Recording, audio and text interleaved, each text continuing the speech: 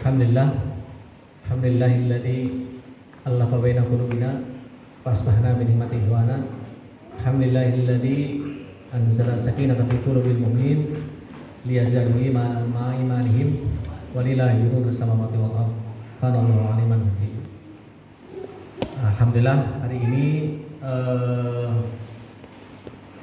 bahagia saya pribadi untuk bisa hadir di sini berkumpul bersama warga Muhammadiyah. Saya teringat waktu di Bandung semasa masih statusnya dosen sama Prof. Dadang Ahmad ya. Beliau sering diskusi bersama. Salawat salam mudah-mudahan Allah limpahkan kepada junjungan kita Nabi Allah Muhammad sallallahu alaihi wasallam, juga kepada sahabat beliau, para keluarga, dan mudah-mudahan juga termasuk kita di dalamnya, sehingga kita berhak untuk mendapatkan syafaat dari beliau di akhir zaman insyaallah. Amin, amin ya rabbal alamin. Sebelum masuk ke tayangan yang akan saya sampaikan, mungkin ini sedikit cerita atau bagian sedikit dari cerita yang sebetulnya kisah nyatanya terjadi sejak tahun 48 sampai sekarang. Tetapi tidak sedikit muslim dimanapun, termasuk di Indonesia, yang mengetahui kondisi Palestina, khususnya Gaza sekarang, yang tepatnya begitu kecil, bahwa kejadian ini dimulai dari 7 Oktober, jadi baru 2 tahun yang lalu. Padahal kisah ini sebetulnya kisah yang tidak bisa dilepaskan dari kisah perampasan tanah Palestina sejak tahun 47 ya, yang kemudian menjadi legal dalam tanda kutip. Penjajahan itu dilegalkan sejak tahun 1948 ya. Kisah ini panjang ya. Nah, mungkin ini sedikit ya, sekali lagi ini sedikit kisah dari bagian yang panjang ya. Bagi saya pribadi ini juga merupakan kisah yang panjang sebetulnya. Jadi impian dan keinginan saya untuk bisa hadir di Palestina, khususnya di Gaza, itu sejak tahun 2007. Jadi sejak tahun 2007 saya merencanakan untuk bisa masuk. Tapi Allah baru bisa menakdirkan setelah berapa tahun? 18 tahun ya. 18 tahun. Seperti itu. Ala kulli hal, saya bersyukur bahwa sekarang bisa terwujud gitu. Tetapi pada saat kepulangan pun saya berjanji lagi untuk bisa kembali. Ya, apapun kondisinya, saya berjanji untuk kembali lagi ke sana insyaallah. Mohon doanya dari yang lain dan semoga Allah mengabulkan doa saya. Kisah terakhir mungkin ini dimulai tahun 2025 awal ya, sejak saya masuk ke list untuk bisa masuk ke Gaza. Tetapi beberapa kali dilakukan pencoretan oleh Pogat Israel ya. Jadi dari akhir 2024 itu saya sudah mendaftar beberapa lembaga, salah satunya juga khususnya di bulan Sabit. Tetapi banyak schedule yang kemudian digagalkan oleh Pogat, oleh Israel. Jadi setelah masuk gabung dengan WHO 3 kali masuk ke dalam list, sudah ada jadwal, kemudian tiba-tiba dicoret. Ya, bahkan terakhir itu Februari 2025 saya sudah ada list, sudah ada jadwal untuk masuk tanggal 2 Maret, berarti tanggal 2 Maret. 2 Februari untuk masuk. Dan saya sudah berangkat.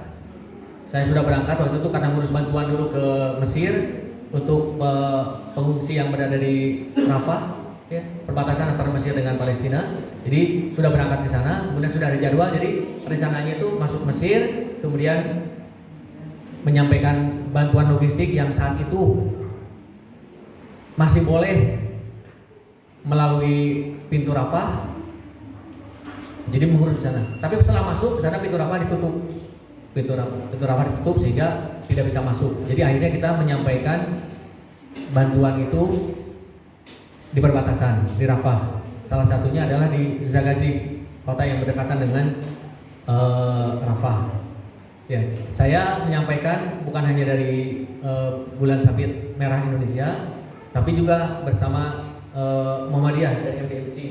Ya, saya waktu ke Mesir bersama dengan Dr. Sarbini dari MDMC Cianjur, kemudian dari Rumah Zakat, ya, dari Rumah Zakat. Intinya lembaga-lembaga lainnya kemudian bisa bergabung dengan kami untuk menyampaikan bantuan. Tetapi hari kelima saya akan pindah ke Jordan untuk masuk ke Jordan, tiba-tiba nama kami dicoret.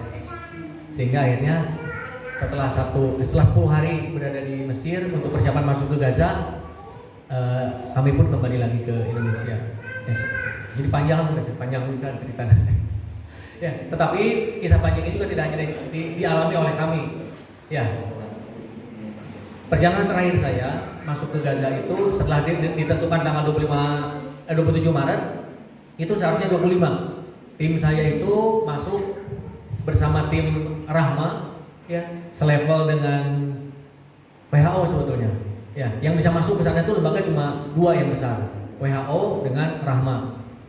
Setelah pengalaman pahit dengan WHO beberapa kali dicoret dan tidak ada jaminan untuk bisa masuk, akhirnya saya pindah jadi double itu paralel, masukin ke WHO juga ke Rahma. Dan alhamdulillah yang duluan di akses masuk itu yang Rahma. Ya, tetapi dari 25 orang tim yang tergabung bersama kami di Rahma itu H-3 dicoret jadi tinggal 12. Tapi mereka masih ada di negara masing-masing. Gitu.